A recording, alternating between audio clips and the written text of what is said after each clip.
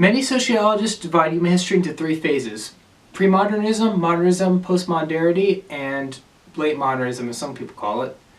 Today, I'll briefly overview each and help answer the question, what is postmodern fiction?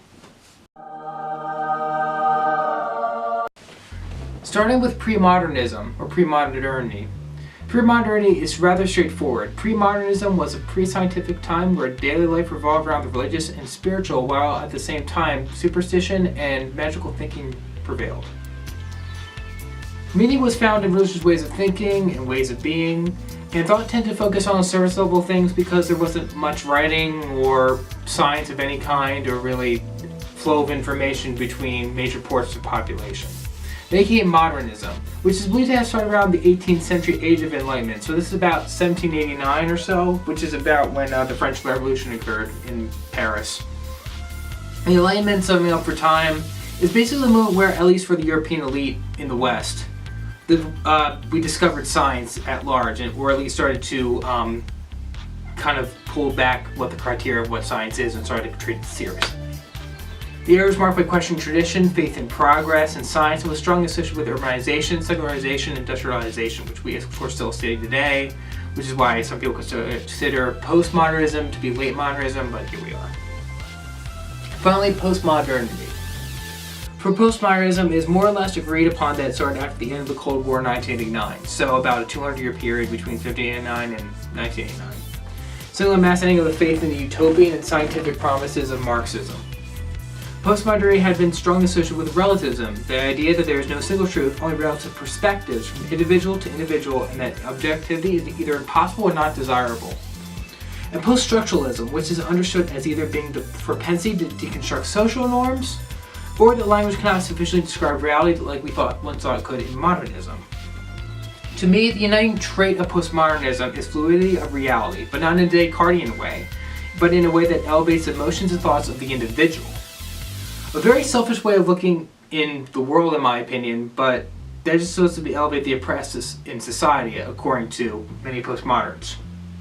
Another big aspect of postmodernity is anti-binaryism, as in seeing everything as a spectrum of a whole universe of things, in human terms, essentially, for the most part, which always struck me as very contrarian, but this is just what I'm describing in more or less a more morally neutral way. But anyway, this is especially seen in today's popular understanding of gender in a postmodern way. You have, trigender, bigender, agender, stuff like that.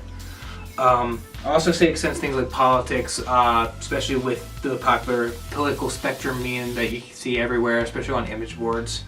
Postmodern, all the isms are much more complicated than this, but for all this in mind, we can take example of postmodern fiction, what it looks like. A popular and quite recent example of postmodern fiction is Cartoon Network's Steven Universe. Although the show can be considered a partial deconstruction of the magical girl genre, I'm not talking about that right now. For example, if you didn't know watch the show, know what it's about gems who are from outer space who meet with a human family, and one of them has a child with a human, and his name is Steven Universe. But anyway, one of the characters, Garnet, is actually a fusion of two characters, Ruby and Sapphire, and they're basically lesbians. And as an unprecedented thing in Cartoon Network show, they both deconstruct the standards of what a children's show should be, what a Cartoon Network show should be, and of course, what is considered, whether you want to use the word traditional or normal or most healthy relationship of heterosexual relationships, and gender to a certain point, because Garnet's supposed to be anti-binary, whatever that means, and I don't mean that offensively. I really don't know what that's supposed to mean. I don't consider it a scientific concept. And there's also something that is a bit more down to earth, like the fact that Steven Universe isn't a very typically masculine character. He's shown to cry, I think, is more than any other character in the show, if I believe right, and I could give a lot of different examples of that. So, Steven Universe is a very postmodern show. Postmodern fiction is not necessarily politically or socially leftist, or necessarily politically or social anything. It could be something kind of found within a genre, a genre deconstruction, like in Firefly, for example. Consider a postmodern show not because, as it could be argued, that it's a kind of about a bunch of idiot criminals who go around with the anarchist Mal, who's played by Nathan Fillion, which kind of stinks that it got canceled, but more because that it's seen as a larger deconstruction of the science fiction genre itself.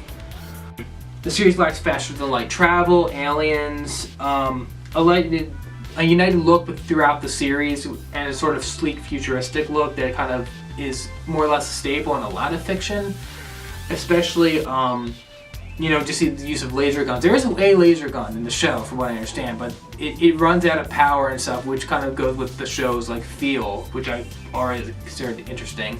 It's more of a space western. Again, it's all about deconstruction of genre rather than more social norms.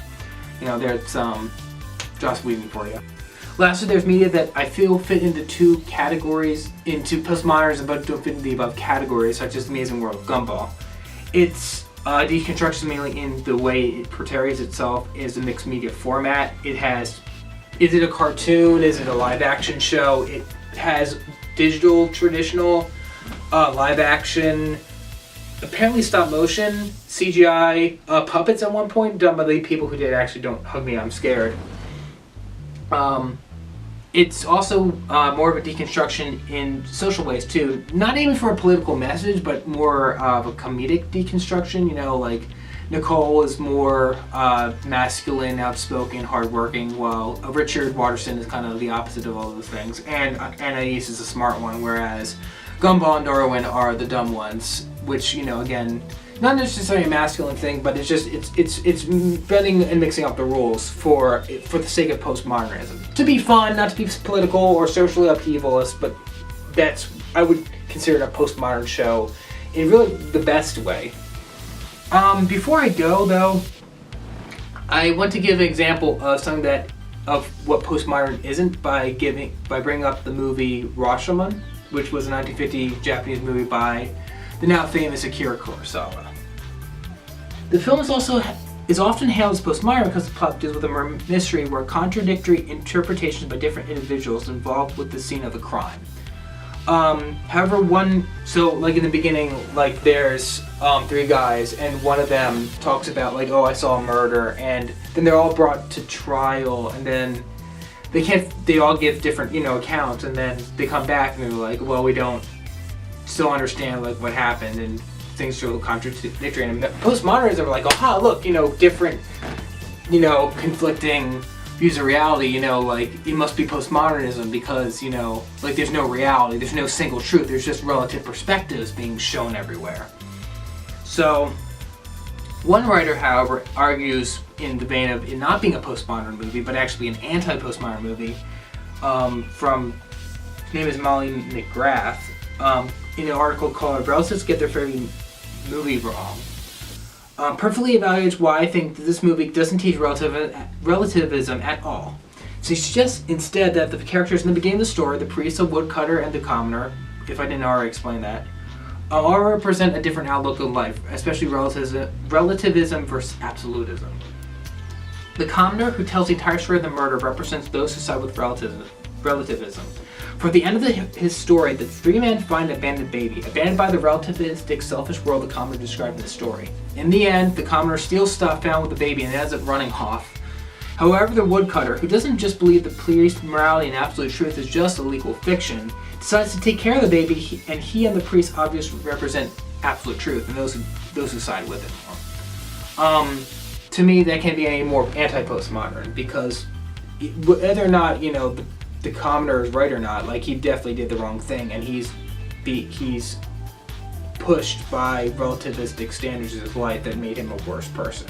That even if meaning wasn't real, that for the woodcutter and the priest, it made the baby's life happier, essentially.